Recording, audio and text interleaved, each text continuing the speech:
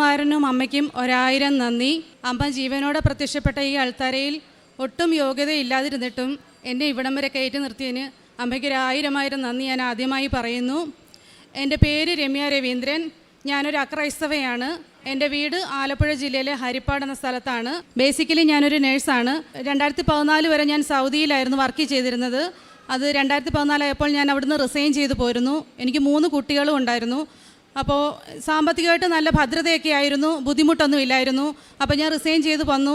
എൻ്റെ ഹസ്ബൻഡ് അവിടെ തന്നെ ജോലി കണ്ടിന്യൂ ചെയ്തു. അവിടെ പെപ്സിയിലൊരു നല്ല കമ്പനിയിലെ ജോലിയായിരുന്നു. അതുകൊണ്ട് സാമ്പത്തികമായിട്ട് ഞങ്ങൾക്ക് ബുദ്ധിമുട്ടുകളൊന്നും യാതൊരു ക്ലേശങ്ങളും ആ സമയത്തില്ലായിരുന്നു. ഞങ്ങൾ നാട്ടിൽ വന്നതിന് ശേഷം 2019 എൻ്റെ ഹസ്ബൻഡ് ജോലി റിസൈൻ ചെയ്ത് വന്നതിന് ശേഷം നാട്ടിൽ സെറ്റിൽ ചെയ്യാൻ വേണ്ടിയിട്ട് ഞങ്ങൾ ഹരിപ്പാട് തന്നെ ഒരു ബേക്കറി എടുത്തു. അപ്പം ആ സമയത്തുള്ള പൈസയുടെ കാര്യങ്ങളൊന്നും അറിയില്ലായിരുന്നു. ഒരു കട 22 ലക്ഷത്തിന് കൊടുക്കുന്നുണ്ടെന്ന് പറഞ്ഞു. ഞങ്ങൾ അപ്പം തന്നെ കയ്യിൽ സാമ്പത്തികം നല്ലപോലെ ഉണ്ടായിരുന്നത് കൊണ്ട് അത് കൊടുത്ത് ആ കട വാങ്ങി. കട ആദ്യമൊക്കെ കുഴപ്പമില്ലാതൊക്കെ പോയിക്കൊണ്ടിരിക്കുകയായിരുന്നു. പക്ഷേ അതിന് ശേഷം കൊറോണ വന്നു കഴിഞ്ഞപ്പോഴത്തേക്ക് സാമ്പത്തികമായിട്ട് ചില പ്രശ്നങ്ങളൊക്കെ തുടങ്ങി. ആദ്യത്തെ കൊറോണ പ്രശ്നമില്ലായിരുന്നു. രണ്ടാമത്തെ കൊറോണ ആയപ്പോഴത്തേക്ക് സാമ്പത്തികമായിട്ട് ഞങ്ങൾക്ക് ബുദ്ധിമുട്ടുകളായി തുടങ്ങി. കാരണം കടയുടെ വാടക തന്നെ 26,000 കൊടുക്കണം. പിന്നെ കറണ്ട് ബില്ല് 20,000 വരും. പിന്നെ അവിടെ 3 സ്റ്റാഫ് ഉണ്ടായിരുന്നു. സ്റ്റാഫിന് ഒരാൾക്ക് 30,000 രൂപ വെച്ചൊരു മാസം കൊടുക്കണം. ജ്യൂസറിന് 800 വെച്ച് ഡെയിലി കൊടുക്കണം.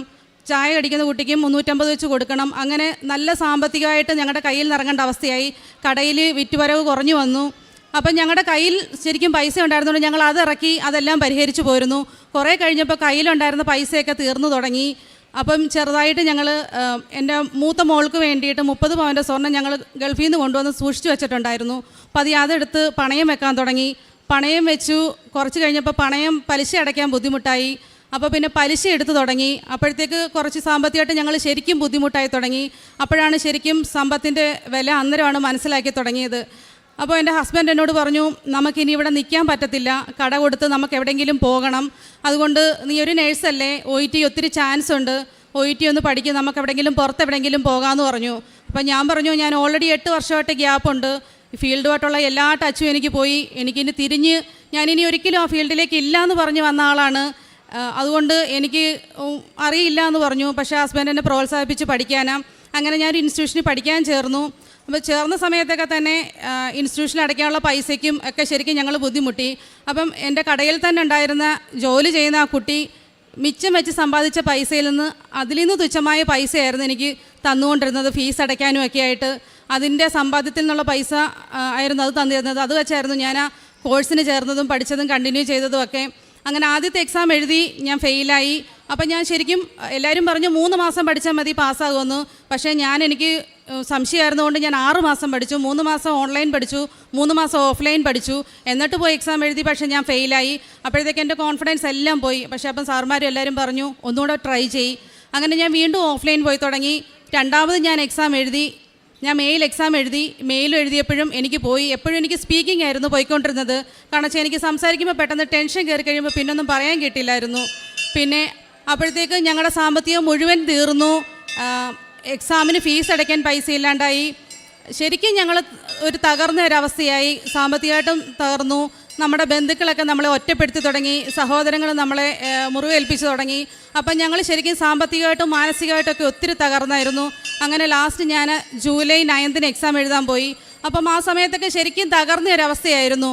അപ്പം എക്സാം എഴുതുന്നതിൻ്റെ തലേ ദിവസം എൻ്റെ ഒരു ഫ്രണ്ട് തോട്ടപ്പള്ളിയിലുള്ള കുട്ടി എൻ്റെ കൂടെ പഠിച്ചതാണ്. അതിനെൻ്റെ ബുദ്ധിമുട്ടൊക്കെ അറിയാം. അതെന്നെ തലേന്ന് വിളിച്ചിട്ട് പറഞ്ഞു, ചേച്ചിയോട് എനിക്കൊരു കാര്യം പറയാനുണ്ട്, ചേച്ചി ബുദ്ധിമുട്ടില്ലേ, കേൾക്കണം. ഞാൻ പറഞ്ഞു കേൾക്കാം മോളെ.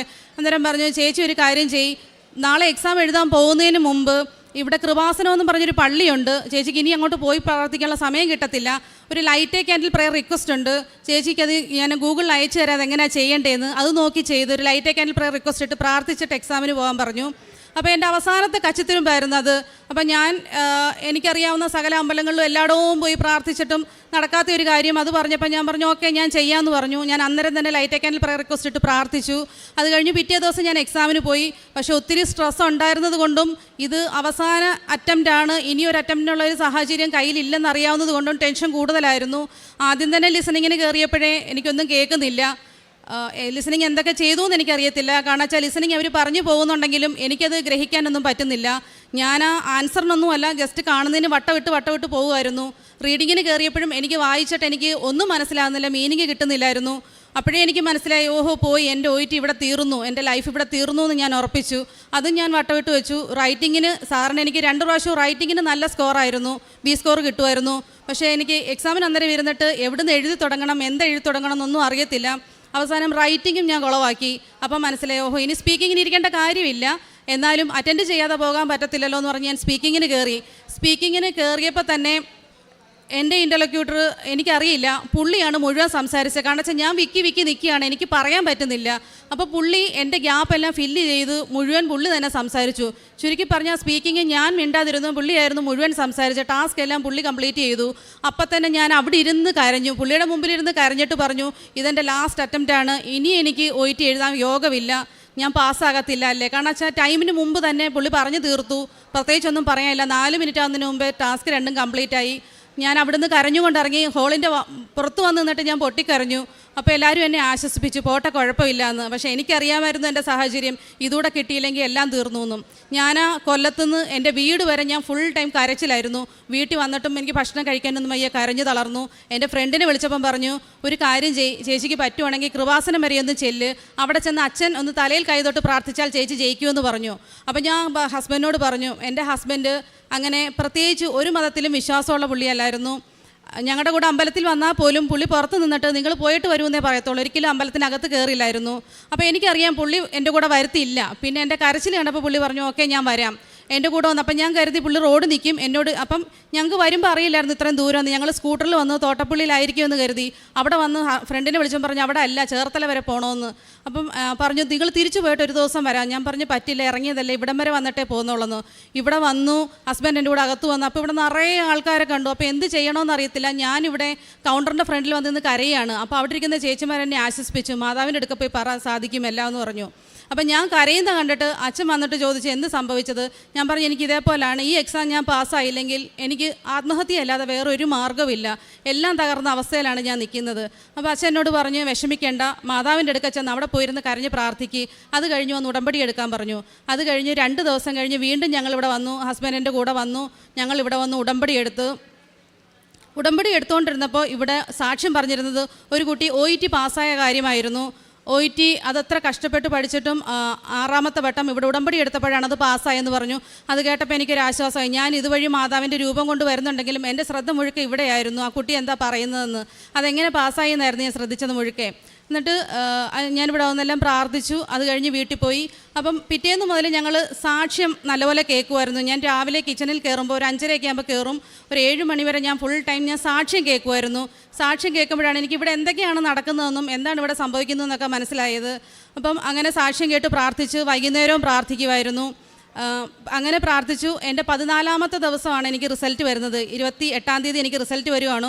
28. അപ്പോൾ എൻ്റെ ഹസ്ബൻഡ് പറഞ്ഞു, നീ വിഷമിക്കേണ്ട, നമുക്ക് പള്ളിയിൽ പോയിട്ട് റിസൾട്ട് നോക്കിയാൽ മതി, ഇവിടെ വെച്ച് നോക്കണ്ടെന്നു. രാവിലെ 8:30 ആയപ്പോൾ എനിക്ക് മെയിൽ വന്നു, റിസൾട്ട് വന്നു എന്ന് പറഞ്ഞു. പക്ഷെ ഞാൻ കരച്ചിൽ തുടങ്ങി. അപ്പോൾ ഹസ്ബൻഡ് പറഞ്ഞു, വേണ്ട, പള്ളിയിൽ പോകാം നമുക്ക്.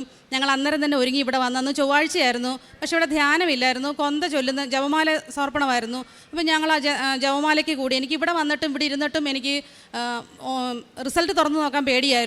ഒരു ജപമാല മുഴുവൻ ചൊല്ലി തീർന്നപ്പോൾ ഹസ്ബൻഡ് പറഞ്ഞു, ഒന്ന് തുറന്ന് നോക്കുമെന്ന്. ഞാനപ്പോൾ പ്രാർത്ഥിച്ചിട്ട് കൈയൊക്കെ വിറച്ചിട്ട് ഞാൻ മെയിൽ തുറന്ന് നോക്കിയിട്ട് ഞാൻ ഇവിടെ ഇരുന്ന് കരയുക. അപ്പോൾ ഹസ്ബൻഡ് പുറയിരുന്നുകൊണ്ട് കാണാൻ ഞാൻ കരയുന്നു. അപ്പോൾ ഹസ്ബൻഡ് കരുതി, ഓഹോ ഇതും പോയി കാണുമെന്ന്. പക്ഷേ ആ റിസൾട്ട് ഞാൻ പാസ്സായി. എനിക്കത് UK സ്കോറായിരുന്നു കിട്ടിയത്. ആ സന്തോഷം കൊണ്ടായിരുന്നു ഞാൻ അന്നേരം ഇവിടെ ഇരുന്ന് കരഞ്ഞത്. പിന്നെ അങ്ങോട്ടുള്ള ഓരോ നിമിഷത്തിലും മാതാവ് കൂടെ തന്നെയായിരുന്നു ഞങ്ങൾക്ക്. അത് കഴിഞ്ഞു എനിക്ക് ഗ്യാപ്പ് ആയിരുന്നുകൊണ്ട് ഹോസ്പിറ്റലിൽ എവിടെയെങ്കിലും വർക്ക് ചെയ്യാൻ കയറണം. അപ്പം ഞാൻ ആ വണ്ടാനത്തായിരുന്നു എൻ്റെ ഫ്രണ്ട്സൊക്കെ വർക്ക് ചെയ്തിരുന്നത്. അപ്പം ഞാൻ വണ്ടാനം ഹോസ്പിറ്റലിൽ വിളിച്ച് ചോദിച്ചു, എനിക്ക് വോളണ്ടറി ആയിട്ട് വരാൻ വേണ്ടിയിട്ട് പറ്റുമോയെന്ന്. അപ്പോൾ അവർ പറഞ്ഞു, ഇപ്പോൾ അവിടെ വേക്കൻസി ഇല്ല, വേക്കൻസി ആകുമ്പോൾ അറിയിക്കാം, മാത്രമല്ല 3500 രൂപ അവിടെ കെട്ടണം, പിന്നെ ഇൻ്റർവ്യൂ ഉണ്ട്, റിട്ടൺ എക്സാം ഉണ്ട്, പ്രാക്ടിക്കലുണ്ട്, ഇതൊക്കെ പാസ്സാകണം, എന്നാലേ വോളണ്ടറി ആയിട്ട് എടുക്കത്തുള്ളൂ എന്ന് പറഞ്ഞു. അപ്പോൾ എനിക്ക് പേടിയായി. 8 വർഷത്തെ ഗ്യാപ്പ് കഴിഞ്ഞ് ഞാൻ വീണ്ടും ഒരു ഇൻ്റർവ്യൂ ഒക്കെ അറ്റൻഡ് ചെയ്യുമ്പോൾ എത്രത്തോളം പെർഫെക്റ്റ് ആകുമെന്ന് എനിക്ക് തന്നെ അറിയത്തില്ലായിരുന്നു. അപ്പോൾ ഞാൻ ഭയങ്കരമായിട്ട് വിഷമിച്ചു. അപ്പോൾ എൻ്റെ ഹസ്ബൻഡ് പറഞ്ഞു, എൻ്റെ വീടിനോട് ചേർന്നാണ് താലൂക്ക് ഹോസ്പിറ്റൽ, അവിടെ ഒന്ന് പോയി നമുക്ക് ചോദിച്ചാലോ എന്ന്. അപ്പം സാക്ഷ്യത്തിൽ എല്ലാവരും പറഞ്ഞ് കേൾക്കുമായിരുന്നു, എവിടെ പോയാലും ഈ കാശ് രൂപ ഇങ്ങനെ കൈ പിടിച്ചുകൊണ്ട് പോയി കഴിഞ്ഞാൽ മാതാവ് കൂടെ കാണുമെന്ന്. അപ്പം ഞാൻ എൻ്റെ ഫയലും ഒക്കെ ആയിട്ട് ഹസ്ബൻഡുമായിട്ട് താലൂക്ക് ഹോസ്പിറ്റലിൽ ചെന്നു കാശുരൂപം കൈ വെച്ചുകൊണ്ട് ഞാൻ പറഞ്ഞു, എനിക്കിതേപോലെ OET പാസ്സായി, എനിക്ക് 6 മാസം ഇവിടെ വോളണ്ടറി ആയിട്ട് വർക്ക് ചെയ്യണം, 8 വർഷത്തെ ഗ്യാപ്പ് ഉണ്ടെന്ന് പറഞ്ഞു. മെഡിക്കൽ സൂപ്രണ്ട് ജസ്റ്റ് എൻ്റെ ഫയലെല്ലാം ഒന്ന് മറിച്ച് നോക്കി. അന്നൊരു ശനിയാഴ്ചയായിരുന്നു. എന്നോട് പറഞ്ഞു, തിങ്കളാഴ്ച ഈ ഫയലിനകത്തുള്ള എല്ലാ സർട്ടിഫിക്കറ്റിൻ്റെയും കോപ്പിയായിട്ട് തിങ്കളാഴ്ച രാവിലെ വന്ന് ജോയിൻ ചെയ്തോളാനെന്ന്. സത്യമായിട്ടും എനിക്കറിയാം, മാതാവ് ഒരാൾ കൂടുള്ളത് കൊണ്ട് മാത്രമാണ് ഒരു ഇൻ്റർവ്യൂവോ ഒരു റിട്ടൺ എക്സാമോ ഒരു പ്രാക്ടിക്കലോ ഇല്ലാതെ അന്നേരം എന്നെ തിരഞ്ഞെടുത്തത്. എനിക്ക് റിട്ടൺ എക്സാമോ പ്രാക്ടിക്കലോ നടത്തിയിരുന്നെങ്കിൽ ഞാൻ ഫെയിലാകുമായിരുന്നു. കാരണം എനിക്ക് നഴ്സിംഗ് മുഴുവൻ മറന്നുപോയിരുന്നു. ശരിക്കും മാതാവ് എന്നെ തുണച്ചതുകൊണ്ടാണ് ആ സമയത്ത് എനിക്ക് ജോയിൻ ചെയ്യാൻ കഴിഞ്ഞത്. അതിനുശേഷവും പിന്നീട് എനിക്ക് ഗ്യാപ്പിൻ്റെ പ്രശ്നം ഉണ്ടായിരുന്നുകൊണ്ട് എന്നെ വേറൊരു ഹോസ്പിറ്റലിൽ നേരത്തെ ട്യൂട്ടറായിട്ട് വർക്ക് ചെയ്തിട്ടുണ്ടായിരുന്നു. അപ്പോൾ അവിടെ സർട്ടിഫിക്കറ്റ് ചോദിക്കാൻ വേണ്ടി ഞാൻ ചെന്നു. അപ്പം അവിടെ ചെന്നപ്പോൾ അവരെന്നോട് പറഞ്ഞു, നിങ്ങൾ പഠിപ്പിച്ചിരുന്ന കോളേജ് ഓഫ് നഴ്സിംഗ് അടച്ചുപൂട്ടി, അതുകൊണ്ട് ട്യൂട്ടർ പോസ്റ്റിൻ്റെ ഒരു സർട്ടിഫിക്കറ്റ് തരാൻ പറ്റില്ല എന്ന്. അപ്പം ഞാൻ അവിടുന്ന് നേരത്തെ പോയപ്പോൾ അവരെനിക്ക് സ്റ്റാഫ് നഴ്സിൻ്റെ സർട്ടിഫിക്കറ്റ് തന്നിട്ടായിരുന്നു എന്നെ വിട്ടിരുന്നത്. ഞാൻ പറഞ്ഞു, നിങ്ങളുടെ രജിസ്റ്ററിൽ എൻ്റെ നമ്പറുണ്ട്, എനിക്കൊരു സ്റ്റാഫ് നഴ്സിൻ്റെ സർട്ടിഫിക്കറ്റ് തരണം. ഞാൻ കെഞ്ചി കാല് പിടിച്ച് പറഞ്ഞു. അവർ പറഞ്ഞു പറ്റത്തില്ല, കാരണം എൻ്റെ ഏജൻസി പറഞ്ഞു 1 ഇയർ എങ്കിലും എക്സ്പീരിയൻസ് ഇല്ലാതെ ഇനി ഇൻ്റർവ്യൂ അറ്റൻഡ് ചെയ്യാൻ പറ്റില്ലെന്ന്. അപ്പോൾ ഞാൻ അവിടുന്ന് ഒത്തിരി സങ്കടപ്പെട്ടാണ് തിരിച്ചു വന്നത്. അപ്പോൾ അന്ന് ഞാൻ ഈ കാശുരൂപം കയ്യിലെടുത്തിട്ടില്ലായിരുന്നു. തിരിച്ചു വന്ന് 2 ദിവസം കഴിഞ്ഞ് പ്രാർത്ഥിച്ചിട്ട് വീണ്ടും ഈ കാശുരൂപമായിട്ട് ഞാൻ അവിടെ ചെന്നു. ആ ആളെടുക്ക ചെന്ന് ഞാൻ വീണ്ടും പറഞ്ഞു, എനിക്ക് സർട്ടിഫിക്കറ്റ് വേണം, സ്റ്റാഫ് നഴ്സിൻ്റെ സർട്ടിഫിക്കറ്റ് വേണം. പുള്ളി എന്നെ ഒന്ന് നോക്കിയിട്ട് എൻ്റെ ഫയൽ മേടിച്ച് തുറന്ന് നോക്കിയിട്ട് എന്നോട് ചോദിച്ചു, എത്ര വർഷത്തെ സർട്ടിഫിക്കറ്റാണ് വേണ്ടതെന്ന്. അപ്പോൾ എനിക്ക് പെട്ടെന്ന് വായിൽ വന്നത് 3 വർഷമെന്നായിരുന്നു. ഞാൻ പെട്ടെന്ന് 3 വർഷമെന്ന് പറഞ്ഞു. പുള്ളി അന്നേരം തന്നെ എൻട്രി ചെയ്തു. അന്നേരം തന്നെ പ്രിൻ്റ് ഔട്ട് എടുത്ത് എനിക്ക് സർട്ടിഫിക്കറ്റ് തന്നു. അപ്പം ഞങ്ങൾക്ക് ശരിക്കും അത്ഭുതം തോന്നി. തരത്തില്ല എന്ന് പറഞ്ഞ സാധനം നിമിഷ നേരം കൊണ്ട് ഞങ്ങൾക്ക് തന്നു. പക്ഷേ അതുമായിട്ട് ഞാൻ വീട്ടിൽ വന്നപ്പോൾ ഹസ്ബൻഡ് എന്നോട് പറഞ്ഞു, തന്നല്ലേ എന്തായാലും, അപ്പോൾ പിന്നെ നിനക്ക് 4 വർഷം ചോദിച്ചുകൂടായിരുന്നോ എന്ന് ചോദിച്ചു. ഞാൻ പറഞ്ഞു, അതെങ്ങനെ 4 വർഷം തന്നില്ലായിരുന്നെങ്കിലോ എന്നോർത്ത്. പക്ഷേ ഞങ്ങൾ സർട്ടിഫിക്കറ്റ് അന്നേരം ഓപ്പൺ ചെയ്ത് നോക്കുന്നത് വീട്ടിൽ വന്നിട്ടാണ്. നോക്കിയപ്പോൾ എനിക്ക് തന്നത് 4 വർഷത്തെ സർട്ടിഫിക്കറ്റാണ്. ഞാൻ ചോദിച്ചതുപോലും അല്ല, എനിക്ക് 4 വർഷത്തെ സർട്ടിഫിക്കറ്റായിരുന്നു ആവശ്യം. എനിക്ക് ആ സർട്ടിഫിക്കറ്റ് തന്നു. അത് ഞാൻ ഈ കാശുരൂപം കൈ പിടിച്ചുകൊണ്ട് പോയതുകൊണ്ട് മാത്രമാണെന്ന് ഞാൻ പൂർണ്ണമായിട്ടും വിശ്വസിക്കുന്നു. അതിനുശേഷം എൻ്റെ ഹസ്ബൻഡിന് നെഞ്ചുവേദന വരുമായിരുന്നു എപ്പോഴും. കാരണം വെച്ചാൽ സാമ്പത്തികമായിട്ട് ഒത്തിരി ബുദ്ധിമുട്ടി, ഒത്തിരി ടെൻഷനുകളും ഒക്കെ ആയി കഴിഞ്ഞപ്പോൾ ഹസ്ബൻഡിന് BP ഉള്ളതാണ്, 15 വർഷമായിട്ട് കൊളസ്ട്രോളും ഒക്കെ ഉള്ളതാണ്. അപ്പോൾ ഇടയ്ക്കിടയ്ക്ക് നെഞ്ചുവേദന വരുന്നു. അത് എന്നും രാത്രി മിക്ക ദിവസങ്ങളിലും നെഞ്ചുവേദന കൂടിയിട്ട് താലൂക്ക് ഹോസ്പിറ്റലിൽ എന്നും കാഷ്വാലിറ്റി കൊണ്ടുപോകലായിരുന്നു ഞങ്ങളുടെ സ്ഥിരം ജോലി. അവിടെ കൊണ്ട് ചെന്ന് ECG എടുക്കുമ്പോൾ വേരിയേഷൻ കാണും, അവിടെ കിടക്കാൻ പറയും. കുറച്ച് നേരം കിടക്കുമ്പോൾ ഹസ്ബൻഡ് അത് കഴിയുമ്പോൾ അവിടെ നിന്ന് ഇറങ്ങിപ്പോരും. അതായിരുന്നു സ്ഥിരം സംഭവിച്ചുകൊണ്ടിരുന്നത്. വെച്ചാൽ ഹസ്ബൻഡ് അറിയാം ഈ ടെൻഷനുകളും സാമ്പത്തിക പ്രശ്നങ്ങളും മാറാതെ ഒരിക്കലും ഹസ്ബൻഡിൻ്റെ നെഞ്ചുവേദന മാറാൻ പോകുന്നില്ല എന്ന്. പക്ഷേ ഞാൻ ഓരോ സാക്ഷ്യങ്ങൾ കേൾക്കുമ്പോൾ എല്ലാവരും പറയും, ഉടമ്പടി തൈലം വെച്ച് പ്രാർത്ഥിച്ച് വിശ്വാസപ്രമാണം ചൊല്ലി പ്രാർത്ഥിച്ചു കഴിഞ്ഞാൽ ഏത് മാറാവ്യാധിയും മാറുമെന്ന്. അപ്പം ഞാൻ എന്നും ഹസ്ബൻഡിൻ്റെ ഹൃദയത്തിൻ്റെ അവിടെ ഞാൻ കുരിശ് വരച്ച് വിശ്വാസപ്രമാണം ചൊല്ലി പ്രാർത്ഥിച്ചു തുടങ്ങിയതിന് ശേഷം ഇന്നേ വരെ ഒരു രാത്രി പോലും എനിക്ക് എൻ്റെ ഹസ്ബൻഡിനെയും കൊണ്ട് നെഞ്ചുവേദനയായിട്ട് കാഷ്വാലിറ്റി പോയിന്റ് വന്നിട്ടില്ല. ഇന്നേ വരെ എൻ്റെ ഹസ്ബൻഡ് അങ്ങനെ ഒരു നെഞ്ചുവേദന പറഞ്ഞിട്ടുമില്ല. അതുകൂടാതെ എൻ്റെ ഹസ്ബൻഡ് ഇടത് കൈക്ക് ഒരു മുഴ പോലെ ഉണ്ടായിരുന്നു. ഡോക്ടറെ കൊണ്ട് കാണിച്ചു. കാരണം ഹസ്ബൻഡിന് അത് കൈ പൊക്കാൻ പറ്റുന്നില്ല, ഭയങ്കര പെയിനാണ്, ഈ കൈക്ക് സ്വാധീനക്കുറവ് പോലെയാണ്. അപ്പോൾ ഡോക്ടർ പറഞ്ഞു അവിടെ എല്ലിന് തേയ്മാനമുണ്ട്, മാത്രമല്ല അവിടെ ഒന്നിലൊരു സർജറി ചെയ്യണം, അല്ലെങ്കിൽ ഒരു സ്റ്റീറോയിഡ് ഇഞ്ചക്ഷൻ എടുക്കണം, അല്ലാതെ ആ കൈ ശരിയാകില്ല, ഇനി ഈ കൈ പെർമനൻ്റായിട്ട് ഇങ്ങനെ ഇരുന്ന് പോകുമെന്ന് പറഞ്ഞു. അപ്പം ഞങ്ങളെല്ലാവരും വിഷമത്തിലായിരുന്നു. പക്ഷേ ഹസ്ബൻഡ് സർജറി ചെയ്യാനോ ഇഞ്ചക്ഷൻ എടുക്കാനോ കൂട്ടാക്കിയില്ല. അങ്ങനെ അത് കഴിഞ്ഞ് ഞങ്ങൾ വീട്ടിൽ വന്നതിന് ശേഷം ഈ ഉടമ്പടി തൈലം വെച്ച് ഞാൻ എന്നും വൈകുന്നേരം വിശ്വാസപ്രമാണം ചൊല്ലി പ്രാർത്ഥിക്കുമായിരുന്നു. അതിനുശേഷം എൻ്റെ ഹസ്ബൻഡ് ഇപ്പോഴും ആ തടിപ്പ് അവിടെ ഉണ്ട്, പക്ഷേങ്കിൽ ആ കൈക്ക് ഇപ്പം വേദനയില്ല. ആ കൈ വെച്ച് പുഷപ്പ് വരെ ചെയ്യും, ഒരു വേദനയുമില്ല, ഒരു ബുദ്ധിമുട്ടില്ല. എൻ്റെ ഹസ്ബൻഡ് ആ കൈ എത്ര ഉയരത്തി വേണേലും ഇപ്പോൾ പൊക്കാനും പറ്റും. അതും വേറൊരു സാക്ഷ്യമായിരുന്നു. പിന്നീട് എനിക്ക് എൻ്റെ പ്രോസസ്സിംഗ് ഒക്കെ സ്റ്റാർട്ട് ചെയ്ത് കഴിഞ്ഞപ്പോൾ ഞാൻ സൗദിയിൽ വർക്ക് ചെയ്തിരുന്നതുകൊണ്ട് എൻ്റെ സൗദിയുടെ PCC വേണമെന്ന് പറഞ്ഞു, പോലീസ് ക്ലിയറൻസ്. അപ്പോൾ അതിനെനിക്ക് വേണ്ടിയിരുന്നത് അവിടെ ഞാൻ റെസിഡൻ്റായിട്ട് ഉണ്ടായിരുന്ന സമയത്ത് എൻ്റെ റെസിഡൻറ്റ് പെർമിറ്റ്, അതെന്ന് വെച്ചാൽ ഇക്കാമ വേണമെന്നായിരുന്നു. പക്ഷേ നമ്മൾ റിസൈൻ ചെയ്ത് വരുമ്പോൾ ഇക്കാമ ഹോസ്പിറ്റലിൽ കൊടുത്തിട്ടാണ് എക്സിറ്റ് അടിച്ച് വരുന്നത്. ഞാൻ പറഞ്ഞു എൻ്റെ കയ്യിൽ ഇക്കാമ ഇല്ല അത്. അപ്പോൾ അവർ പറഞ്ഞു അതിന് കോപ്പി ആയാലും മതി, കോപ്പി ഇല്ലാതെ PCC ചെയ്യാൻ പറ്റത്തില്ല, അങ്ങനെയാണെങ്കിൽ നിങ്ങൾക്ക് UK പ്രോസസ്സ് നടക്കത്തില്ല, സൗദി PCC ഇല്ല, നിങ്ങൾക്ക് പോകാനും പറ്റില്ലെന്ന് പറഞ്ഞു. ഞങ്ങൾ ഭയങ്കരമായിട്ട് വിഷമിച്ചു. കാരണം ജീവിതത്തിലെ ഒരേ ഒരു പ്രതീക്ഷ ഈ ജോലിയാണ്. ഇത് നഷ്ടപ്പെട്ടു പോയി കഴിഞ്ഞാൽ എന്ത് ചെയ്യണമെന്നറിയത്തില്ല. ഞാൻ ഒത്തിരി പ്രാർത്ഥിച്ചു.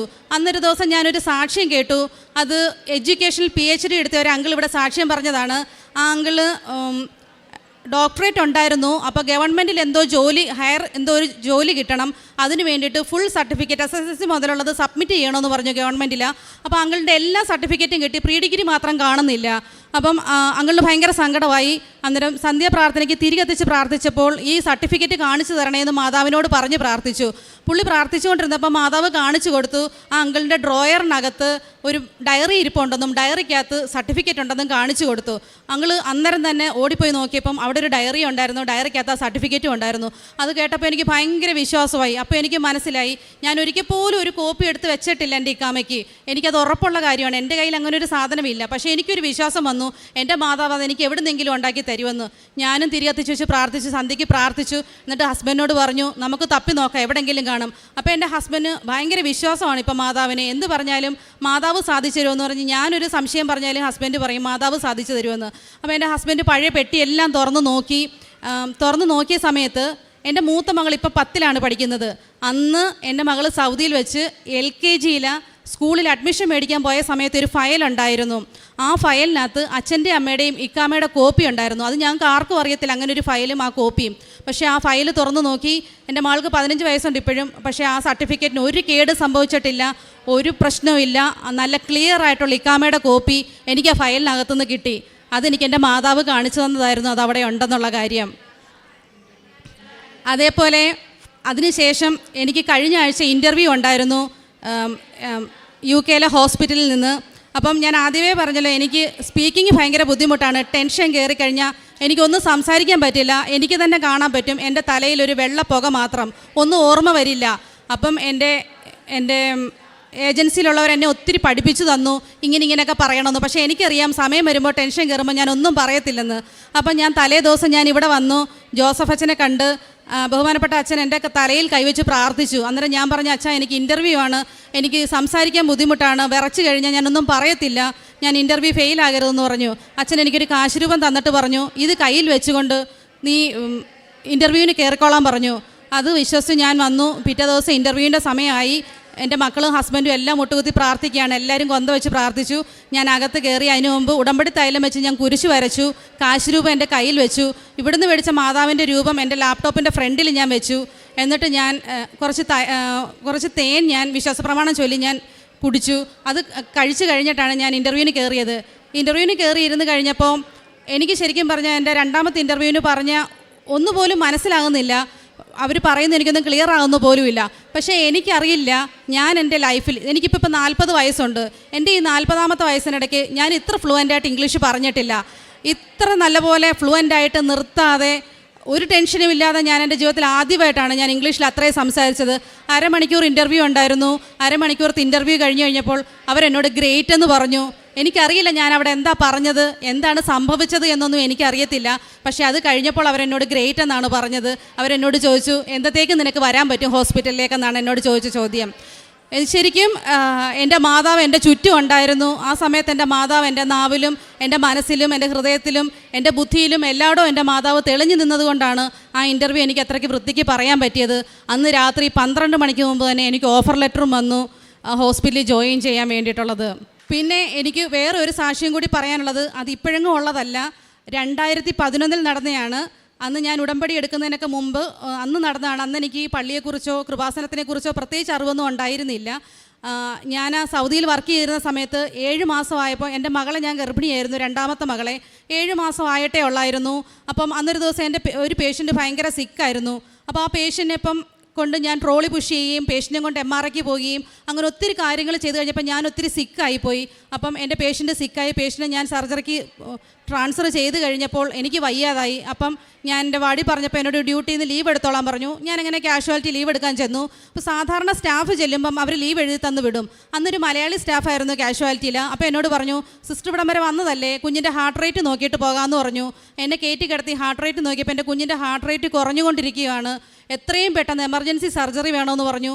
ഞാൻ ജസ്റ്റ് എൻ്റെ ഹസ്ബൻഡിനെ വിളിച്ച് പറഞ്ഞു, എന്നെ സർജറിക്ക് എടുക്കുകയാണ്. അപ്പോൾ ഹസ്ബൻഡ് കാര്യം പോലും മനസ്സിലായില്ല എന്തുവന്ന്, അത്രയും പറഞ്ഞു. അവരെന്നെ പെട്ടെന്ന് പുഷ് ചെയ്തു OTയിലേക്ക്. പെട്ടെന്ന് തന്നെ എന്നെ സർജറി ചെയ്തു. എൻ്റെ കുഞ്ഞിനെ പുറത്തെടുത്ത് കഴിഞ്ഞപ്പോൾ എൻ്റെ കുഞ്ഞ് കരയുന്നുണ്ടായിരുന്നില്ല കുറേ നേരം. അപ്പം ഞാൻ അത് കണ്ടിട്ട് ഞാൻ OT ടേബിളിൽ കിടന്ന് ഞാൻ കരയുകയാണ്, എൻ്റെ കുഞ്ഞ് കരയുന്നില്ല. കുഞ്ഞിനെ കുറേ നേരം അവർ നെഞ്ചത്തടിച്ച് കുറേ ബുദ്ധിമുട്ടി. എല്ലാം കഴിഞ്ഞ് കഴിഞ്ഞപ്പോഴാണ് കുഞ്ഞ് ചെറുതായിട്ട് കരഞ്ഞു തുടങ്ങിയത്. അപ്പം തന്നെ അവർ ICയിലേക്ക് എൻ്റെ കുഞ്ഞിനെ ട്രാൻസ്ഫർ ചെയ്തു. പിന്നെ അതിന് ശേഷം ഞങ്ങൾ ഡിസ്ചാർജായി വീട്ടിൽ വന്നതിന് ശേഷം എൻ്റെ കുഞ്ഞ് ചെറുതായിട്ടൊന്ന് കരഞ്ഞാൽ പോലും ചുണ്ടും ചെവി, കൈ, പാദം എല്ലാം കരിനീല കളറാകുമായിരുന്നു. കുഞ്ഞിന് കരയാൻ പറ്റത്തില്ല, കരഞ്ഞ ഉടനെ ശ്വാസം കിട്ടത്തില്ല. അപ്പോൾ ബോഡിയിൽ ഓക്സിജൻ കുറഞ്ഞിട്ട് പെട്ടെന്ന് സൈനോസിസ് പോലെ ബോഡി ഫുള്ള് ബ്ലൂയിഷ് ആകുമായിരുന്നു. അപ്പം നമ്മുടെ വീടിനടുത്ത് തന്നെ ഒരു മലയാളി ഹോസ്പിറ്റലുണ്ട്. സിക്കാകുമ്പോൾ കുഞ്ഞിനെ പെട്ടെന്ന് ഓടി അവിടേക്ക് കൊണ്ടുപോകും, അവിടെ കൊണ്ട് ചെക്കപ്പ് ചെയ്യും, തിരിച്ചു കൊണ്ടുവരും. അങ്ങനെ 3-4 വട്ടമായി കഴിഞ്ഞപ്പം ആ ഡോക്ടർ, മലയാളിയായിരുന്നു, ഡോക്ടർ പറഞ്ഞു കുഞ്ഞിന് ഹാർട്ടിന് എന്തോ പ്രശ്നമുണ്ട്, കുഞ്ഞിനൊരു എക്കോ ചെയ്യേണ്ടി വരും, എക്കോ ചെയ്താലേ അറിയത്തുള്ളൂ കുഞ്ഞിന് എന്താണ് ഹാർട്ടിൻ്റെ ശരിക്കുള്ള പ്രശ്നം എന്ന് പറഞ്ഞു. ഇത് വീട്ടിൽ വന്ന് പറഞ്ഞു കഴിഞ്ഞപ്പോൾ ഞാൻ ഭയങ്കര കരച്ചിലായി. എനിക്ക് എന്തോ ചെയ്യണമെന്ന് അറിയത്തില്ല. അന്ന് എന്നെയും കുഞ്ഞിനെ നോക്കാനുണ്ടായിരുന്നത് ഇവിടെ ഉള്ളൊരു ചേച്ചിയായിരുന്നു. ചേച്ചിയുടെ വീട് അർത്തുങ്കലാണ്. ഞങ്ങളെ ശുശ്രൂഷിക്കാൻ വേണ്ടി വന്നതായിരുന്നു. എൻ്റെ കരച്ചിൽ കണ്ടപ്പോൾ ആ ചേച്ചി പറഞ്ഞു മോള് വിഷമിക്കേണ്ട, ഞാൻ പ്രാർത്ഥിക്കാം മാതാവിനോടെന്ന് പറഞ്ഞിട്ട് എൻ്റെ കുഞ്ഞിനെ കയ്യിലെടുത്ത് പിടിച്ചിട്ട് മാതാവിനോട് പ്രാർത്ഥിച്ചു. ഈ കുഞ്ഞിനെ മാതാവിന് ഉടമ്പടി കുഞ്ഞിനെ അടിമ വെച്ചേക്കാം, ഈ കുഞ്ഞിൻ്റെ എല്ലാ അസുഖവും മാറ്റി കൊടുക്കണേന്ന്. അപ്പോൾ അങ്ങനെ പറഞ്ഞു. അത് കഴിഞ്ഞ് ഒരാഴ്ച കഴിഞ്ഞപ്പോൾ ലീവ് കിട്ടി, ഞങ്ങൾ നാട്ടിൽ വന്നു. അപ്പോൾ ചേച്ചി പറഞ്ഞു ഹരിപ്പാടേക്ക് പോകുന്ന വഴി എയർപോർട്ടിൽ നിന്ന് ഇറങ്ങി പോകുമ്പോൾ അർത്തങ്കൽ ഇവിടെ വരുമ്പോൾ കലവൂര് വന്ന് ഈ പള്ളിയിൽ വന്ന് കുഞ്ഞിന് അടിമ വെച്ചിട്ടേ പോകാവുള്ളെന്ന്. ഞങ്ങൾ വരുന്ന വഴിക്ക് ഇവിടെ ഇറങ്ങി. അന്ന് ഇങ്ങനെ അല്ലായിരുന്നു പള്ളി. ഫ്രണ്ടിലൊരു വലിയ മാതാവിൻ്റെ ഒരു രൂപമൊക്കെ ഉണ്ടായിരുന്നു. അവിടെ നിറയെ ആൾക്കാർ മെഴുകുതിരി കത്തിക്കുന്നൊക്കെ ഉണ്ടായിരുന്നു. ഞങ്ങൾ അതുവഴി ഇവിടെ വന്നു പറഞ്ഞു ഞങ്ങളിങ്ങനെ സൗദിയിൽ നിന്ന് വരുവാണ്, കുഞ്ഞിനെ ഇവിടെ പ്രാർത്ഥിക്കാൻ കൊണ്ടുവന്നതാണെന്ന് പറഞ്ഞു. അപ്പോൾ അച്ഛനകത്തുണ്ടായിരുന്നു. അച്ഛൻ ഇറങ്ങി വന്നു. എന്നോട് പറഞ്ഞു കുഞ്ഞിൻ്റെ പൊതിഞ്ഞിരിക്കുന്ന തുണി മാറ്റിയിട്ട് കുഞ്ഞിനെ ഇവിടോട്ട് കിടത്താൻ പറഞ്ഞു. ഞാൻ ആൾത്താരയുടെ സൈഡിലോട്ട് കിടത്തി. അച്ഛൻ പ്രാർത്ഥിച്ചു, വെള്ളം തളിച്ച് പ്രാർത്ഥിച്ചിട്ട് എന്നോട് പറഞ്ഞു കുഞ്ഞിനെ ഇടയ്ക്കിടയ്ക്ക് പള്ളിയിൽ കൊണ്ടുവന്ന് പ്രാർത്ഥിപ്പിക്കണമെന്ന് പറഞ്ഞു. ഞാൻ സമ്മതിച്ചു. പക്ഷേ നമ്മളൊക്കെ മനുഷ്യരല്ലേ, എല്ലാം ദൈവം എത്ര നന്മ ചെയ്തു തന്നു കഴിഞ്ഞാലും നമ്മളതൊക്കെ മറന്നുപോകും. ഞങ്ങൾ വീട്ടിൽ ചെന്നു. വീട്ടിൽ വന്ന സന്തോഷത്തിലെല്ലാം മറന്നുപോയി. പക്ഷേ അതിനുശേഷം ഒരു വട്ടം പോലും കുഞ്ഞ് കരഞ്ഞിട്ട് ശരീരത്തിൽ എവിടെയും ഒരു നീല കളറായില്ല. പക്ഷേ ഞങ്ങൾ പിന്നെ ഇങ്ങോട്ട് വരുന്ന കാര്യം ഓർത്തില്ല. വെക്കേഷൻ കഴിഞ്ഞു, ഞങ്ങൾ തിരിച്ചുപോയി. പിന്നെ അതിനുശേഷം 2014 കഴിഞ്ഞ് ഞാൻ നാട്ടിൽ വന്ന് നിന്നതിന് ശേഷം ഒരു ദിവസം രാത്രി എൻ്റെ കുഞ്ഞിന് ഭയങ്കരമായിട്ട് നെഞ്ചുവേദന വന്നു. നെഞ്ചുവേദന വന്നപ്പോൾ ഹോസ്പിറ്റലിൽ കൊണ്ടുചെന്ന് പറഞ്ഞു കുഞ്ഞിന് സൈനസ് ടക്കിക്കാർഡിയ, ഹാർട്ട് റേറ്റ് കൂടുതലാണ്, കുഞ്ഞിന് ഹാർട്ടിന് എന്തോ ഇഷ്യൂ ഉണ്ട്, ഒന്ന് എക്കോ എടുക്കണമെന്ന് പറഞ്ഞു. അപ്പോഴാണ് ഞാൻ ഓർക്കുന്നത് പണ്ട് ഞാൻ മാതാവിൻ്റെ അടുക്ക കൊണ്ടുവന്ന് പ്രാർത്ഥിച്ചിട്ടുണ്ട് എൻ്റെ കുഞ്ഞിന് വേണ്ടിയിട്ട്. അന്ന് മാതാവ് മാറ്റി തന്നതാണെന്ന് ഞാൻ ഓർത്തു. അപ്പം ഞാൻ പറഞ്ഞു കരഞ്ഞ് പ്രാർത്ഥിച്ചെൻ്റെ മാതാവ് എൻ്റെ കുഞ്ഞിനൊന്നും വരുത്തില്ലേന്ന്. പിറ്റേന്ന് വെളുപ്പിന് ഞങ്ങൾ അമൃതയിൽ പോയി ചെക്കപ്പൊക്കെ ചെയ്തു, എക്കോ ചെയ്തു. കുഞ്ഞിന് കുഴപ്പമൊന്നുമില്ലായിരുന്നു. പിന്നെ നമ്മൾ മനുഷ്യരല്ലേ, ഇതുവഴി പോയപ്പോൾ മാതാവിനോട് നന്ദി പറഞ്ഞതല്ലാണ്ട് ഇങ്ങോട്ട് കയറുക പോലും ചെയ്തില്ലായിരുന്നു. പക്ഷേങ്കിൽ ഇത്രയും വർഷത്തിന് ശേഷം ഞാൻ ഉടമ്പടി എടുക്കാൻ OITക്ക് വേണ്ടിയിട്ട് ആദ്യമായിട്ട് ഇവിടെ വന്ന് ഈ ഫ്രണ്ടിൽ വന്ന് നിന്നപ്പോഴാണ് മനസ്സിലാകുന്നത് അന്ന് വർഷങ്ങൾക്ക് മുമ്പ് ഞാൻ വന്ന പള്ളിയായിരുന്നു ഇത്, എൻ്റെ കുഞ്ഞിനെ അടിമ വെക്കാൻ വന്ന പള്ളിയായിരുന്നു ഇത്, നന്നായിരുന്നു എനിക്ക് മനസ്സിലായത്. ഇത്രയും ഒത്തിരി നന്മകൾ തന്ന മാതാവിന് 1000 നന്ദി പറഞ്ഞാലും തീരില്ല. മാതാവ് ഞങ്ങളെ ഓരോ നിമിഷവും നടത്തുന്നുണ്ടായിരുന്നു. ഞങ്ങളുടെ എന്ത് കാര്യത്തിലുണ്ടെങ്കിലും മാതാവ് ഞങ്ങൾക്ക് മുന്നിലുണ്ടായിരുന്നു. ഇവിടെ ഞാൻ ഉടമ്പടി എടുത്ത് കഴിഞ്ഞപ്പോൾ തന്നെ എനിക്ക് പത്രം കൊടുക്കാൻ ഭയങ്കര ബുദ്ധിമുട്ടായിരുന്നു. കാരണം എനിക്ക് എൻ്റെ ഹോസ്പിറ്റലിൽ ചെന്ന് പത്രം കൊടുക്കാൻ ഭയങ്കര നാണക്കേടായിരുന്നു. പരിസരത്തുള്ളവരെല്ലാവരുമാണ് ഹോസ്പിറ്റലുള്ളത്. അപ്പോൾ എന്നെ കണ്ടാൽ എല്ലാവർക്കും മനസ്സിലാകും ഞാനൊരു ഹിന്ദുവാണ്, നാട്ടിലെല്ലാവരും അറിയും എന്നൊക്കെ ഒരു ചമ്മലായിരുന്നു എനിക്ക്. പക്ഷേ എനിക്ക് അതിനു മുമ്പ് അമൃതയിലൊരു മേജർ സർജറി നടന്നിട്ടുണ്ടായിരുന്നു, അബ്ഡോമിനൽ സർജറി. അതിൻ്റെ ചെക്കപ്പിന് വേണ്ടിയിട്ട് ഞാൻ അമൃതയിൽ പോകാൻ നേരത്ത് ഞാൻ ഈ പത്രം എടുത്ത് എൻ്റെ ബാഗിൽ വെച്ചു. എന്നിട്ട് ഞാൻ മാതാവിനോട് പറഞ്ഞു മാതാവ് ഇതെങ്ങനെ കൊടുക്കണമെന്ന് എനിക്കറിയില്ല, മാതാവ് എനിക്ക് വഴി കാണിച്ചു തരണം ഈ പത്രം എങ്ങനെയാണ് കൊടുക്കേണ്ടതെന്ന്. പക്ഷേ ഞങ്ങൾ ഇവിടുന്ന് വെളുപ്പിനെ ഇവിടുത്തെ വണ്ടിക്ക് പോയി 8 മണിയായപ്പോൾ ഹോസ്പിറ്റലിൽ ചെന്നു. അവിടെ ചെന്ന് കഴിഞ്ഞപ്പോഴാണ് പറയുന്നത് ഡോക്ടർ ഇന്ന് ഉച്ചവരെ ലീവാണ്, ഓൾറെഡി അവർ ഇന്നലെ ഞങ്ങളെ വിളിച്ചായിരുന്നു, പക്ഷേ ഞങ്ങളെ കോളിൽ കിട്ടിയില്ല, ഇത് ഇൻഫോം ചെയ്യാൻ വേണ്ടി വിളിച്ചതാണെന്ന്. അപ്പോൾ എൻ്റെ ഫാദർ പറഞ്ഞു ഇനി ഉച്ചവരെ എന്നെ എടുക്കും, നമ്മളിവിടെ ഇരിക്കേണ്ടി വരുമല്ലോ എന്ന് പറഞ്ഞു. അപ്പം ഞാൻ പറഞ്ഞു എങ്കിൽ നമുക്ക് വെയിറ്റ് ചെയ്യാം ഡോക്ടറിന് വേണ്ടി. അപ്പോഴാണ് ഞാൻ ഓർത്തത് ഞാൻ പത്രം കൊണ്ടുവന്നിട്ടുണ്ടല്ലോ, ഇത് വിതരണം ചെയ്യാൻ വേണ്ടിയിട്ട് മാതാവ് എനിക്ക് ഒരുക്കി തന്ന അവസരമാണിതെന്ന് എനിക്ക് അന്നേരമാണ് മനസ്സിലായത്. ഞാൻ ശരിക്കും ഭയങ്കര സർപ്രൈസ്ഡ് ആയിപ്പോയി. ഞാൻ പെട്ടെന്ന് തന്നെ എൻ്റെ അച്ഛനോട് പറഞ്ഞു ഞാൻ കൊണ്ട് ഈ പത്രം കൊടുത്തിട്ട് വരട്ടെ എന്ന് പറഞ്ഞ് ഞാൻ മെയിൻ ലോബിയിൽ ചെന്നു. എനിക്ക് ആരോട് എന്തോ പറയണമെന്നൊന്നും അറിയത്തില്ലായിരുന്നു. ഞാൻ അവിടെ നിന്നുകൊണ്ട് വിശ്വാസ പ്രമാണം ചൊല്ലിയിട്ട് മെയിൻ ലോബിയിലോട്ട് ചെന്നു. ഒരമ്മ എടുക്ക ചെന്നിരുന്നു. അമ്മയോട് ഞാൻ പറഞ്ഞു അമ്മേ ഞാൻ ആലപ്പുഴയിൽ നിന്ന് കൃപാസനത്തിൽ നിന്നാണ് വരുന്നത്, ഇതേപോലെ ഒരു പത്രം തരാൻ വേണ്ടി വന്നതാണ് എന്നിങ്ങനെ പറഞ്ഞു. അപ്പോഴത്തേക്ക് അമ്മയ്ക്ക് ഭയങ്കര സന്തോഷമായിട്ട് അമ്മ എന്നോട് പറഞ്ഞു മോളെ ഞങ്ങൾ വരുന്ന പള്ളിയാണത്, അവിടെ ഉടമ്പടി എടുത്താൽ നടക്കാത്ത കാര്യങ്ങളില്ലെന്ന് പറഞ്ഞ് അമ്മയാണ് എനിക്ക് ഇങ്ങോട്ട് കാര്യങ്ങൾ പറഞ്ഞു തന്നത്. പക്ഷേ അതിനുശേഷം മറ്റുള്ളവർക്ക് പത്രം വിതരണം ചെയ്യാൻ എനിക്ക് ഒരു ബുദ്ധിമുട്ടും ഉണ്ടായില്ല. അന്ന് മുതൽ ഇന്ന് വരെ. പിന്നീട് ഞാൻ താലൂക്ക് ഹോസ്പിറ്റലിൽ കയറിയതിന് ശേഷം എൻ്റെ പേഷ്യൻസിന് തന്നെയാണ് ഞാൻ എൻ്റെ പത്രം എപ്പോഴും കൊടുക്കുന്നത്. അവർക്കത് സന്തോഷമാണ്. കിട്ടിയില്ലെങ്കിൽ അവരെന്നോട് ചോദിക്കും ഒരു മാസം ആകുമ്പോൾ സിസ്റ്ററെ പത്രം കൊണ്ട് തന്നില്ലല്ലോ ഞങ്ങൾക്കെന്ന് പറയുമായിരുന്നു. അതേപോലെ തന്നെ ഞങ്ങൾക്ക് കട വിറ്റ് കഴിഞ്ഞപ്പോൾ സാമ്പത്തികമായിട്ടുള്ള ഞങ്ങളുടെ കടങ്ങളൊക്കെ മാറി. പക്ഷേ ഞങ്ങൾക്ക് വരുമാനമൊന്നുമില്ലായിരുന്നു, ഹസ്ബൻഡിനും ജോലിയില്ല, ഞാൻ വോളണ്ടറി ആയിട്ടാണ് കയറിയത്. അപ്പോൾ എനിക്കും സാലറി ഒന്നുമില്ല. അപ്പോൾ ഞങ്ങൾക്ക് രണ്ടുപേർക്കും സാമ്പത്തിക ബുദ്ധിമുട്ടുകളുണ്ടായിരുന്നു. പക്ഷേ ആ സമയത്ത് ഞങ്ങൾ പ്രാർത്ഥിക്കുമായിരുന്നു, മാതാവേ ഇത് എന്ത് ചെയ്യും അറിയത്തില്ലല്ലോ, ഞങ്ങൾക്ക് വീട്ടിലെ പ്രശ്നങ്ങൾ വരുമ്പോൾ സാമ്പത്തികമായിട്ട് എങ്ങനെ പരിഹരിക്കുമെന്ന്. പക്ഷേങ്കിൽ നിങ്ങൾക്കത് പറഞ്ഞാൽ മനസ്സിലായില്ല. ഞങ്ങൾ ഓരോ ആവശ്യങ്ങൾ വരുമ്പോഴും അയ്യോ മക്കൾക്ക് ഫീസ് അടയ്ക്കണമല്ലോ എന്ന് പറയുമ്പം എവിടുന്നെങ്കിലും മാതാവ് ആരെങ്കിലും കൊണ്ട് ഞങ്ങൾക്ക് തരും, കറക്റ്റ് ആ ഫീസുമായിട്ട് കൊണ്ട് തരും. അതേപോലെ ഞങ്ങൾ നേരത്തെ കടം കൊടുത്തിട്ടുള്ളവർ, ഞങ്ങൾ ചിട്ടി അടച്ച് മുടക്കിയിട്ടിട്ടുള്ളവർ, അവരൊക്കെ നമുക്ക് പൈസയ്ക്ക് ബുദ്ധിമുട്ടാണെന്ന് നമ്മൾ പറയുന്ന സമയത്ത് തന്നെ നമ്മുടെ വീട്ടിൽ ആ പൈസയായിട്ട് വീട്ടിൽ കൊണ്ട് തരുമായിരുന്നു. അതുകൊണ്ട് ഇന്നേ വരെ ഞങ്ങൾക്ക് 2 പേർക്ക് ഇപ്പോൾ 3 മാസമായി 2 പേരും ജോലിയില്ലാതെ ഞങ്ങൾ ജീവിക്കുന്നു. 3 മക്കളുമുണ്ട്. വീട്ടിലെ എല്ലാ കാര്യങ്ങളും നടത്തണം. പക്ഷേ ഇന്ന് ഈ നിമിഷം വരെ ഞങ്ങൾക്ക് സാമ്പത്തികമായിട്ട് ഒരു ബുദ്ധിമുട്ട് പോലും വന്നിട്ടില്ല.